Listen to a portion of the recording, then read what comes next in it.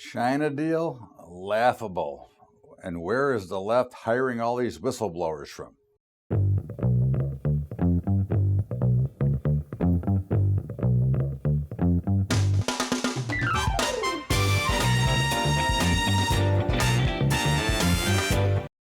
What's up, everybody? Welcome aboard. It is Bubba's Bottom Line. It is Sunday, October the 13th. Well, it's not Friday the 13th.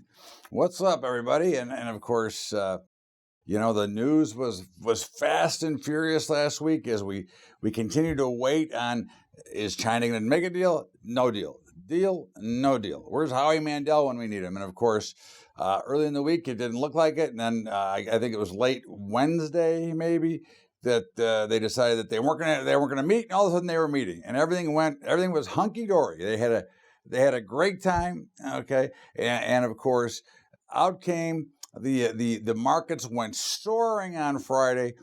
They were never going to come down again, and out came the deal. And I ask you, what was the deal? I mean, to me, they didn't commit to buy what they normally buy. If you want to talk about the grains, and that's a whole nother story, which we'll talk about. But what did we do? What did we accomplish with the big meeting? I mean, you know, the street certainly didn't like the end of the day announcement. Okay, the buildup was unbelievable. And of course, as we texted out to everybody, maybe it was being overpriced in. You know, one thing about markets is they have a tendency to overprice or underprice things as they happen. And certainly that huge rally as all the imbies on the pundits and the shows are saying, oh, well, if they get the deal, we're going to go up another 5% today. I mean, you know, we were already up 2 or 3. So at the end of the day, okay, the deal to me was a nothing. It was a big nothing. It was like, okay, let's go to the status quo. We'll hold off on the tariffs and we'll get through the Christmas season or whatever. I mean, and again, that could change tonight. Who knows what's going to happen? But at the end of the day, again, I don't know how the street's going to react, you know, tonight, tomorrow, and the rest of the week. But certainly, for my money, this deal was certainly not what I would be considering as a spectacular deal. And of course, the Chinese media is calling it a pause in the trade wars. So we'll see what it looks like when it's all plays out. But again, you have markets that are priced for absolute perfection, no matter what. Okay. In the meantime, we've got other issues to talk about. You've got the new quantitative easing program. Don't call it quantitative easing. No, we're just going to buy bonds and we're going to flood the system with liquidity so we can maybe take care of some of those repo problems and some of the other issues that are going on. But basically, what we're going to do for you, our American people, and especially our American middle class, is we're going to continue to destroy and destruct the dollar. Okay, because that's the only way that we can get to do more exports as we just continue to devalue our currency. Of course, you know, other countries are doing the same thing. And of course, nobody wants to say that the world itself is in a recession. Okay, I mean, you can look whatever you want. Okay, but we see a recession, we see some deflation, we're seeing all things, and none of them are good. Okay, now we've got here, we're still fairly strong. But again, as I've said, we are in the very early stages of recession. And somebody someday will explain to me, okay, how we can, if every country continues to devalue their currency, how it actually helps with trade. Okay, I mean, you know, if I keep making myself worth less, I'm reducing my values. So again, to me, this is where the real problem of allowing the Fed and central banks around the globe to continue to fiddle around with a monetary policy when A, they have no clue, okay, B, they have no common sense, and C, basically what they're really doing is stealing from the middle class. Okay, I mean, that's really what it comes down to, because you can make all the money you want now. It ain't going as far as it went, and although they say there's no inflation, and again, there was a big story about, you know, the Social Security, you know, the other big Ponzi scheme, okay, Social Security, okay, that they were the people who were collecting Social Security were going to get a 1.5 or 1.6% increase, okay, but of course the cost of living is going up faster than that. So it's always these weird equations we talk about as to where it comes to. So we're back into QE, which may fuel the markets, it may not. Again, we're in this position, okay, of up near the tops. There's a lot of reasons I believe we could go lower, but again, we're not going to fight the markets, and we'll talk about our positions and what's going on when we get to that segment of the show. But again, you have continued manipulation, you have continued Fed interference, and isn't it sad that with earnings season starting this week, okay, that the number one concern of traders and investors is not, are the earnings going to be any good? Because we know they're not. Or our concern should be, well, the Fed's going to reinflate and go back to quantitative easing. They're going to cut rates, okay, 25 or 50 basis points, and the China deal. So our whole focus has gone away from actually, are we really making money, okay, to how can we put in free money into the system, and how can we get this China trade deal done, which is not that big a deal to begin with. But of course, every company who will start to report earnings has already prepared you to say, well, if we don't make our earnings, it's because of the trade deal. And again, I will continue to argue that fact, that that's the biggest crock of crap that there is. Because at the end of the day, it's only hurting our exports. It is not hurting our imports. Because the other countries have already reduced their currency, so our stronger dollar and their weaker currency is continuing to let our buyers, Walmart and the likes, to buy at the same price they were buying. But of course, they'll make the excuse to potentially raise prices. They'll make the excuse to start cutting back on employees, which they've already started to do. Quietly, we continue to ignore the things that could be potential bad news to the market. And again, I don't want there to be bad news. I mean, I'm a fan. Okay, I'm in. Okay, I am always long the stock market in general. Okay, my retirement, my IRAs, everything that I have is always long equities. So at the end of the day, okay, again, I'm not begging for this, but again, this is the natural rotation. And the biggest problem we have is that the Fed and the central banks, they do not allow the markets to free trade. They continue to try to put these Band-Aids on. They keep trying to cover these tourniquets up, okay? And eventually it explodes, the patient dies, the markets get collapsed, and then they come back up again later. But that's really, where we sit, okay? And of course you've got, the continuation of David Stockman out there, the ex-Reagan aide, who's been calling for the end of the world for, 6 years, 7 years, 10 years. Okay, I mean, if you followed his advice, you'd be broke. Okay, because the end of the world ain't coming. I mean, listen, we know one thing for sure. Okay, we know that the market is going to have a major sell-off at some point. That we know. It happens. That's the natural order. That's the national rotation of markets in general. We don't know when. We don't know how deep it will be. We don't know what will cause it, but we know it is coming. Okay. But again, it could be tomorrow. It could start tomorrow. It may have already started, or it could start 6 months from now, a year from now. That there's no telling. Okay. So the key in just general, okay, in general, good advice is to not try to predict if you're an investor, but just to stay the course. Okay. Obviously, if you're hedging, it's even better because you get to buy more. But at the end of the day, don't try to time out. Okay, if you're an investor, don't try to time out the markets. Don't try to figure out when to be in, when to be out. Again, it's a simple mathematical fact, which is all we trade off of. Okay, is that if you've never exited, you're in a hell of a lot better shape than if you did. And even if you bought the top of every market, okay, in the history, you'd still be net plus. Okay, so and if you were able to stay the course. So again, look, that's just the way it goes. So please stay away from all the fear mongering and all the bull, because that's all it is. It's a bunch of crap. Okay, but I think one of the things that isn't a bunch of crap, and I think this is something that should be somewhat of a concern, is it looks like as the faster technology grows, the more it looks like we're losing some of our First Amendment rights. Okay, there's all of a sudden there's a lot of censorship on the social media platforms. You can't, again, listen, I don't want any hate speech, right? I'm not looking for hate speech. I'm not looking for things like that. But again, I remember when I grew up and the KKK was allowed to march in Skokie, which at that time was predominantly Jewish.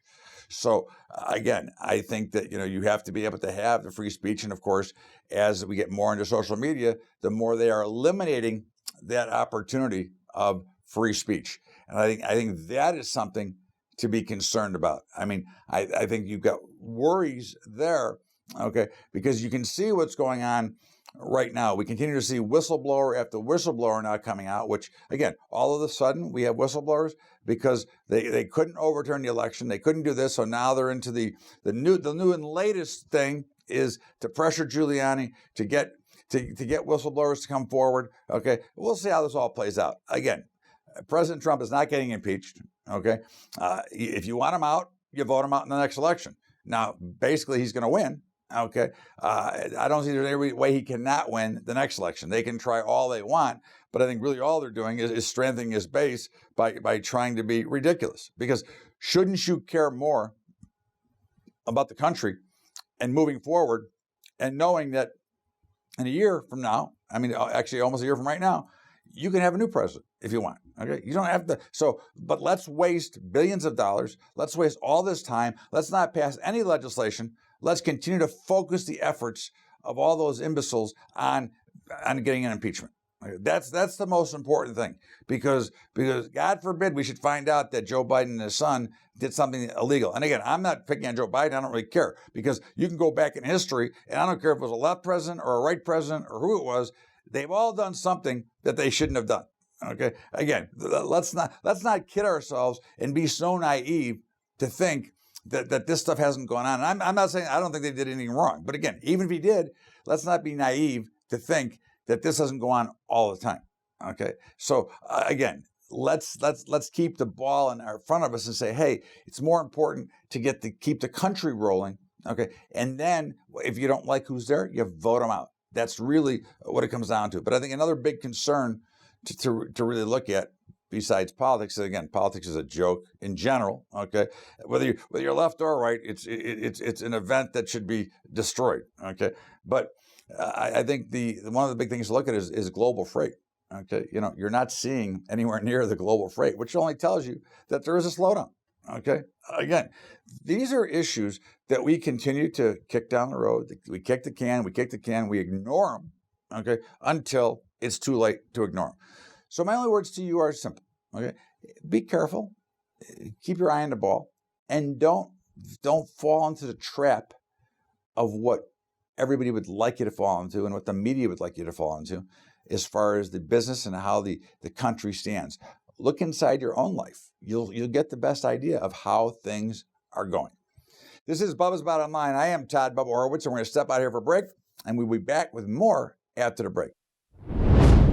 What's up, everybody? Again, we've got some great webinars for you. If you'd like to check them out, you can email me at bub@bubbatrading.com. I'll be happy to send you our latest on mini and micro futures, futures portfolio management. And the micros are really a hell of a product. So certainly, if you'd like to check it out, just shoot me an email. And of course, you can catch me on Ticker Talker on Tuesdays at 2 p.m. Eastern Time, talking for about a half hour, teaching a little bit about the markets. And of course, don't forget about our high school program at Patreon, patreon.com/Bubba Trading. That's patreon.com/Bubba Trading. Now let's get back to Bubba's Bottom Line with your host, me, Todd Bubba Horowitz. Welcome back. It is Bubba's Bottom Line. It is Sunday, October the 13th. And of course, quite a crazy week in markets in general. And, as it looked like we were going to go down, and then we finally, at the end of the week, Thursday, Friday, we broke out above. Now, again, we broke to the next resistance level. We'll see. Again, we don't predict. Mathematically, we are long the NASDAQ. We are short the Dow. We are short the S&P. And we are short the Russell. Okay. And we will stay that way. And based on our positions, I would assume that this rally is going to fail. Now, we did see a very bearish close on Friday. That was a very dramatic sell-off that we saw late. The S&P sold off about 30 points in the last 15 minutes after some of the structure of the deal was announced. Again, we're not predicting it's going down. And we could, listen, if it goes back up, we're going to probably have to reverse. Okay, that is what we do. We don't try to predict. We try to play what is the longer term trend. And of course, it looks like we were trying to turn lower. So we will see how this does play out. But again, you did see, obviously, the NASDAQ was really strong, which amazingly we were able to stay long that. But the other indexes were not. And again, not that they're not going to be, and not that they're not going to catch up. But again, we can only play the math. We can only play the statistics of what the algorithms tell us to do. And that right now, they're remaining short. And in fact, we had an interesting development on Friday in the SPY. There was a very close switch, and it could have switched. It didn't switch, so we decided to hold back. But in the meantime, you saw it went well above where we would have reversed at, and then it broke well below it. Okay, if you saw that close again, it was very bearish. But again, we're not predicting. We'll see what the markets look like tonight and how they open. I would suspect if they gap higher, they probably should be sold. But again, that would just be from a trader's point of view. If they gap lower, they probably should be bought. Okay, that if you're playing the gaps, and when I say gap, I mean if they open up or down, 15 to 20 points, they call them handles. Okay, but if they open up, if the Dow opens up or down 150 to 200, the S&P 15 to 20 points, I would think you would take the opposite side of that at least for a trade. Okay, in the meantime, all you trolls out there, I have two words for you, and they ain't happy birthday.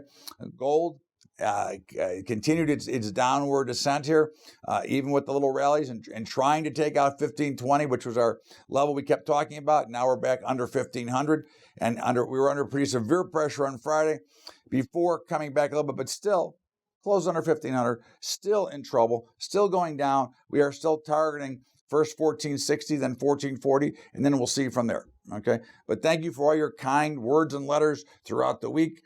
You're bashing and at least if you're going to write in English, okay, and try to do it without using a slang, okay, every other word, okay. I mean, I have no problem. I'm a big boy. I can take it. I'm not always right. So, but again, if you want to bash, do it with other than a 4-letter word. It'd be nice to see somebody actually write. Maybe you can write some English. Okay. In the meantime, gold looks like it's going lower. And again, we continue to be short gold and look for lower prices.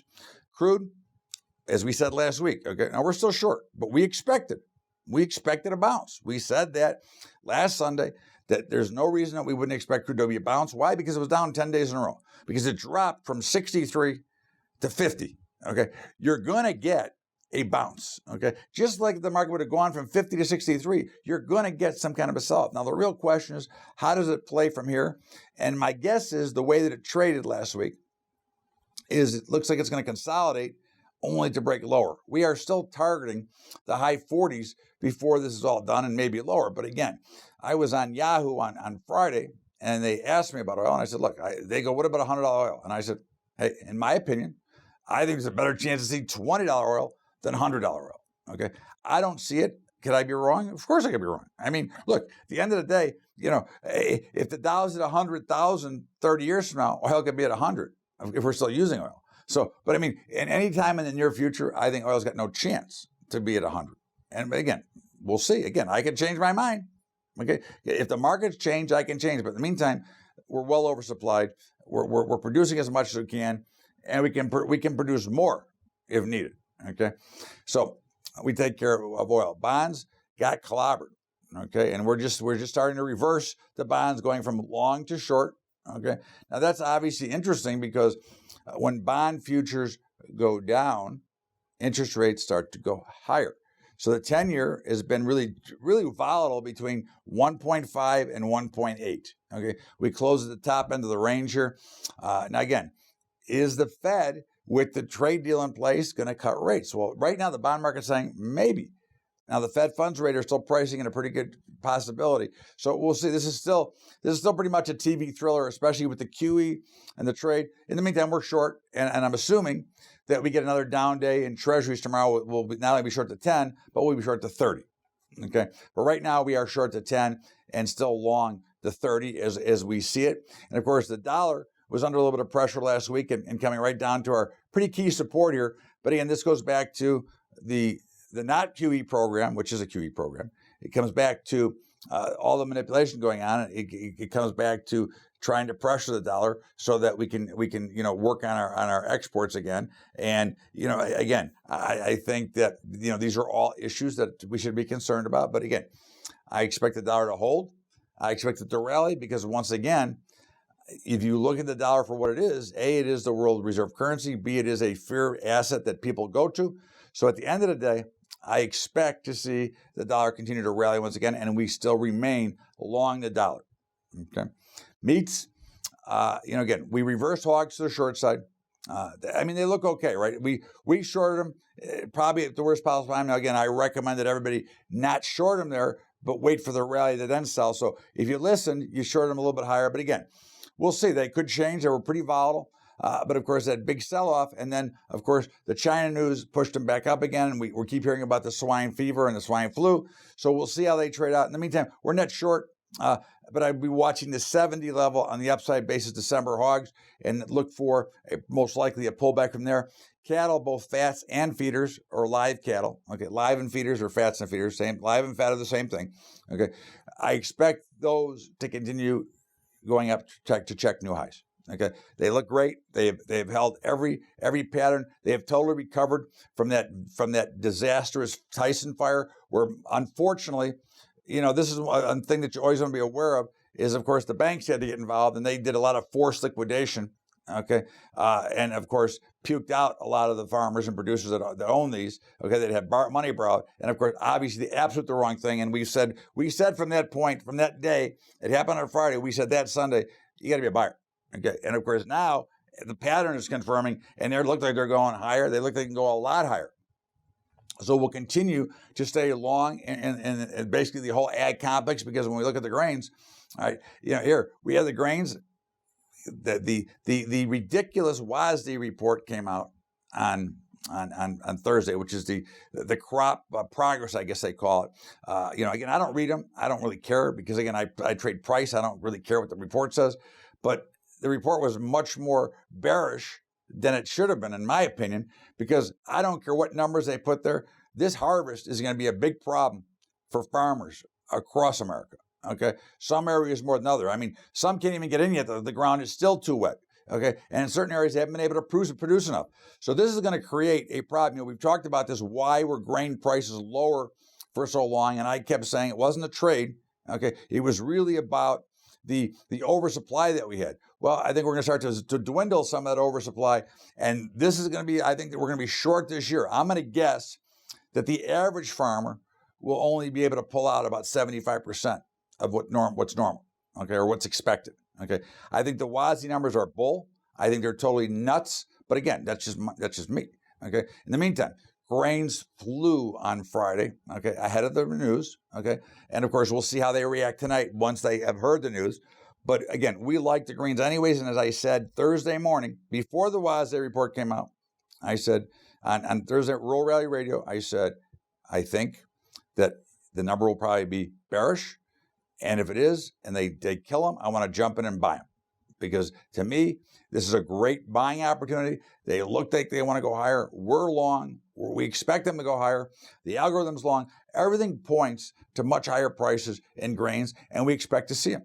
Okay. And again, you could start to see, I would expect to see a run to 415 to 420 in corn. I would look to see 950 to 970 in soybeans. And if wheat finally close over 5, I would expect to see 530 to 540 in wheat. And again, I think we're going higher. Okay, I think the ag is the ag place is the place to be, kind of like Green Acres. Green Acres, the ag space to me is the place to be. And I think if we get some selling in equities, and again, I'm not saying we are, but if we do, I think that's where the money is going to flow as well. So I think there's a lot of things pointing to putting your money in the ag space. In the meantime, we'll see what it looks like. Again, volumes have been very slow. Very interesting fact to take a look at, though, the implied volatility in like the spiders, okay, has been creeping up. VIX is a little bit higher. So there are things to look at that indicate there might be some troubles brewing. We're not predicting. We'll be watching and waiting. In the meantime, this is Bubba's Bottom Line, Todd Bubba Horowitz. We're going to step out here for a break and come back with, of course, my commentary. We'll be right back with more of Bubba's Bottom Line. What's up, kids? So, hey, markets are what they are. And of course, we've got, programs to help you out. And if you'd like to know what we do, either helping farmers or helping you invest better or whatever you'd like. We've got stuff and newsletters and reports to help you. And of course, those newsletters are me directly talking like I do on TV, like I do right to you here, like I do on the radio. It's just giving you exactly what I'm doing versus trying to show you some ridiculous shiny object. So if you'd like to check anything out, just email me at bub@bubbatrading.com. And of course, don't forget about our high school program at Patreon, patreon.com/Bubba Trading. That's patreon.com/Bubba Trading. Now let's get back to Bubba's Bottom Line and my commentary.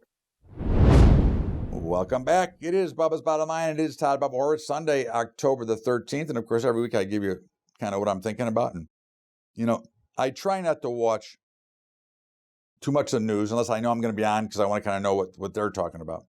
But, I catch myself watching it occasionally, especially when I know there's things out there. And you know what I find really frustrating? Okay, and I'm not going to name names yet, but the pundits and the commentators, they target who they want to have on, okay, as far as what they're going to say. Now, true story, I have been asked to say certain things over the years, and I decline. I will not go on. I will never go on and say what I do not believe. Okay, I am not going to try to create what they want, which is the excitement or the fear or the jubilation to force investors. Because one thing I do know is that investors do follow what people say on TV. Okay, a lot of investors really only catch a little bit of it, and they hear something and they go, "Oh, I should jump right in there." Okay, and I think that the media is giving fake news. I think they are performing a major disservice to the average investor, as much as they talk about how much they care about the investor. But to bring these people on, when it came to the trade war, they only brought on people, I talk to these guys all the time. They only would bring on people who said, oh yeah, the trade war is horrible, it's killing us, when indeed it really wasn't necessarily the trade war, okay? But that's the only guess that you heard from. You never heard the other side of the trade. You never heard the other side of the trade in anything, okay? And that's the problem. So, obviously they know that as long as they remain bullish, okay, and I'm not saying you shouldn't be bullish, but as long as they're bullish, it makes the news happier. So why would they want to bring out somebody who's going to say, well, maybe the markets aren't going to go up any farther? So you see very few guests that are contrary to the subject matter, which is buy them, we're going to the moon, okay? And I think that does a dramatic disservice to the American people, to anybody who watches wherever you're watching business news, and I think most of them all do it. And I think that it's a tragedy and it's sad that this is what we become. We can't report the actual facts. And when we ask somebody for an opinion, their opinion has to agree with what our opinion is, okay? Or otherwise we can't do that. And I think that's kind of what we've been seeing. And it's getting, to me, worse and worse and worse. And it's making me think about not doing it anymore. Because quite frankly, I can do as much as I want, as long as I'm, if they're talking about something I want to talk about. But I'm really depressed by the way that it's being reported. I think, again, I think it's a terrible disservice to people out there. And I think that it needs to be taken care of better. And hopefully at some point they will. This is Bubba's Bottom Line. Todd Bubba Horowitz. And of course, we got the World Series going, not the World Series, but we have the League Championship Series going on, and we got football tonight. And I think the football game tonight, I'm losing my mind. But I think it's Pittsburgh against the Chargers. Okay, we're going to take Pittsburgh plus the 6. Okay, Pittsburgh plus the 6 with no quarterback, with nobody. Okay, of course the Chargers managed to figure out a way to lose all the time. And of course you've got the second game of the Yankees and Houston. You've got Paxton going against Verlander. We're going to lay the wood with Verlander and figure Houston's going to come back and win game 2. In the meantime, this has been Bubba's Bottom Line. As always, I thank you for being here. We'll see you back here tomorrow with Bubba's Daily Update on Monday. Have a great weekend, everybody. Have a great day. We'll see you later.